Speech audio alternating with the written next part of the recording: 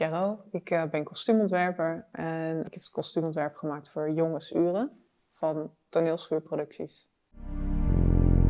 Ja, ik ben heel blij, ik ben heel erg vereerd. Ik vind het heel bijzonder omdat het niet een heel opvallend ontwerp is. Het is niet heel uitbundig of heel erg in het oog springend. En daarom ben ik heel erg vereerd dat het wel gezien is door de jury. Als je een voorstelling kijkt, neem je het heel erg voor lief. Maar het kleurt heel erg hoe je naar een voorstelling kijkt. Dus het zit heel erg in een soort onbewuste laag, waar je misschien niet heel duidelijk over nadenkt. Maar het maakt wel heel veel uit naar hoe je een voorstelling ervaart.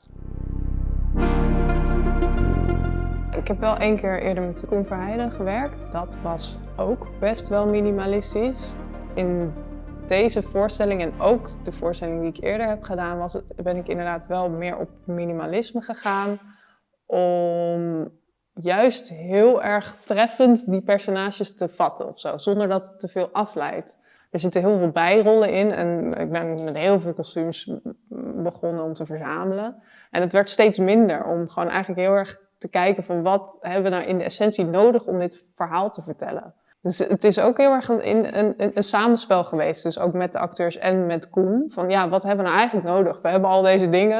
Je hebt een heel kostuum misschien om een bijrol te spelen, maar heb je dat hele kostuum nodig? Of is dit jasje eigenlijk alleen al genoeg? Dat vond ik juist interessant, ook omdat het een beetje transparantie heeft. Van oh ja, je doet 1 jasje aan of 1 hoedje op en je bent een ander personage. En dat laat ook iets meer over voor de acteurs om te spelen. Ik had wel ontwerpen al en moodboards ook vooral. Dus ik heb het niet heel erg uitgetekend, wat ik soms ook wel doe. Maar ook een beetje nog open gehouden, zodat we het in de repetities ook nog een beetje kunnen uitvogelen. Ik begin wel vaak altijd in kleuren te denken, om ook een soort logica in de kostuums te krijgen. Dus dat is eigenlijk iets wat ik wel vaak doe. Je hebt 4 acteurs en die spelen allemaal 1 personage en dat is het hoofdpersonage. Dus er waren eigenlijk een soort 4 basiskostuums en ze spelen allemaal hetzelfde personage. Dan komen er allemaal andere personages voorbij. Dat wilde ik ook heel duidelijk laten zien, ook gewoon om het als kijker te begrijpen. Dus dat had ook gewoon echt met de leesbaarheid van de voorstelling te maken, dat je snapt, oh ja, met dit kostuum zijn ze Simone, zo heet het hoofdpersonage, en met iets erbij spelen ze een bijrol. Dus ik had ervoor gekozen om de Simones in rustige kleuren te doen. Dus grijs, wit en beige. En die rollen die voorbij kwamen, iets met rood te doen. Het zijn allemaal eigenlijk liefdesinteresses van Simone. Die straalden allemaal iets van hoop uit of vurigheid. Of ze iets teweeg brachten bij Simone. Ja, waarom doe je wat?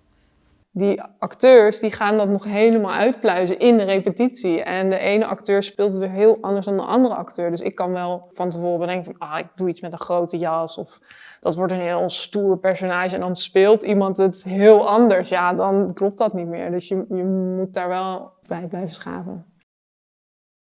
Ik heb ook een beetje voor een grauw kleurenpalet gekozen. Zij vertrekt ook een beetje vanuit een grauwige wereld. Ze heeft de oorlog meegemaakt en ze is Joods. En ze heeft ondergedoken gezeten. De voorstelling gaat over dat zij het leven in Amsterdam gaat ontdekken. Dus het begint eigenlijk ook wel vanuit een beetje een grauwigheid. En de voorstelling is ook wel juist een avontuur en brengt heel veel hoop met zich mee.